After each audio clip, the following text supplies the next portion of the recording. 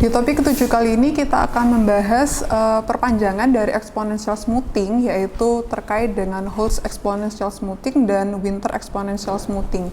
Jadi sebelumnya di topik ke-6 kita sudah membahas apa sih itu exponential smoothing, kemudian apa itu simple exponential smoothing, dan apa itu double exponential smoothing. Seperti yang sudah kita singgung sebelumnya bahwa pada double exponential smoothing, metode ini digunakan ketika seorang peramal itu menemui suatu data time series yang memiliki tren linear. Nah, selain kita bisa menggunakan metode dari Brown atau double exponential smoothing ketika menghadapi data time series yang memiliki tren linear, kita juga bisa menggunakan exponential smoothing dalam bentuk Holtz exponential smoothing. Jadi Holtz exponential smoothing ini juga akan bisa digunakan ketika seorang peramal menemui suatu data time series yang memiliki tren linear. Nah, nantinya kita akan mengetahui sebenarnya apa sih yang membedakan antara Holtz exponential smoothing dengan double exponential smoothing.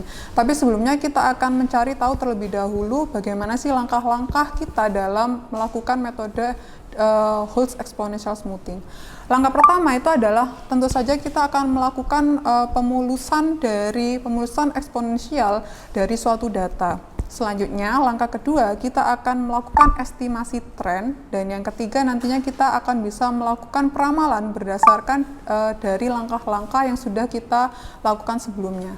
Yang membedakan salah satunya dari double exponential smoothing adalah pada metode Holtz exponential smoothing kita memiliki yaitu estimasi tren. Jadi pada langkah kedua tadinya kita sudah mengetahui ada suatu langkah yaitu estimasi tren. Estimasi tren ini dapat kita peroleh dari mana? Dapat kita peroleh dari slope persamaan tren yang diperoleh dari data masa lalu. Jika data masa lalu itu diketahui. Tapi kalau misalnya tidak ada data masa lalu yang tersedia, maka kita bisa menggunakan angka 0 sebagai estimasi awal.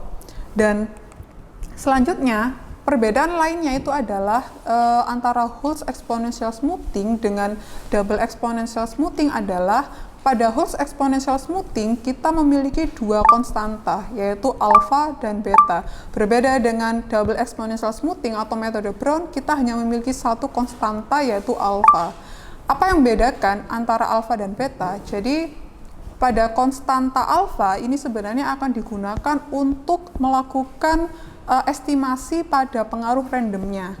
Dan kemudian nilai beta di sini atau konstanta beta di sini yang digunakan untuk menghaluskan trennya. Jadi ada konstanta yang digunakan untuk berkaitan dengan pengaruh random dan ada konstanta yang digunakan untuk menghaluskan tren. Jadi antara double exponential smoothing dengan Holtz exponential smoothing itu bisa didasarkan dari jumlah konstantanya. Oke, di subtopik pertama kali ini kita sudah membahas terkait apa itu Holtz exponential smoothing, bagaimana langkah-langkahnya dalam melakukan perhitungan, dan apa yang membedakan antara Holtz exponential smoothing dengan double exponential smoothing. Selanjutnya kita akan lanjut pada pembahasan subtopik kedua, yaitu Winter exponential smoothing.